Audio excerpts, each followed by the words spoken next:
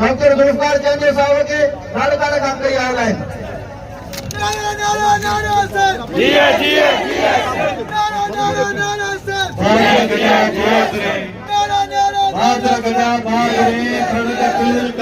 vision गण गणन ते आकार नणन किरण कंद नचन ऋण गजो राड़ो थियो स्टेज ते बीठल मानवारा असांजा मोतवर वकील ओतरा ही मोजस जो काज़ो पिटाल में बीठल हाज़रीन जीएसएन जी लतीफ़ जी सिंधी बोली दोस्तों जी त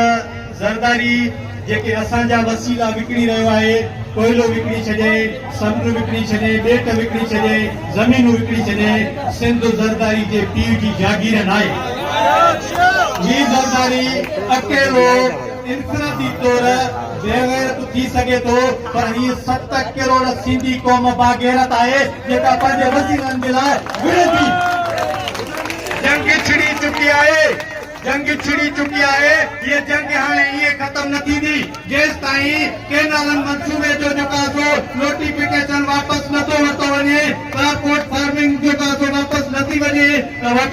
वरिती वञे या जेको सिंध जूं ज़मीनूं जेके फौजियुनि खे ऐं ॿियनि खे जेका ॾिनियूं वयूं आहिनि उहे वापसि नथियूं कयूं वञनि तेसि ताईं ही धरना जारी रहंदा हथ मथे करे चओ जारी रहंदा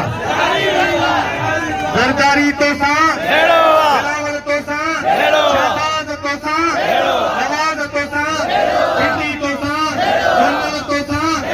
ही जहिड़ो जारी रहंदो अॼु जीअं ई असांखे ख़बर पई त रियासती इदारा पुलिस जेका हिन पेडाल खे करो चाढ़ियो आहे बबरलो धरणे खे त उतां जेका असां लाड़काने मां काफ़िलो वठी निकितासीं ऐं सिंध जा गैरतमंद पुट सिर्फ़ु इहो ई विरोध कंदा पिया अचनि जहिड़ो आहे त पोइ जहिड़ो थींदो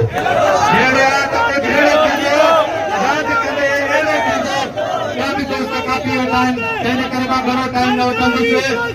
मां छा साहिब जो ही शेर थी पंहिंजायो कंदुसि अॻियो काओ कच मारकनि मोट थी पलो पायो सच आसीदे वॾ बड़ा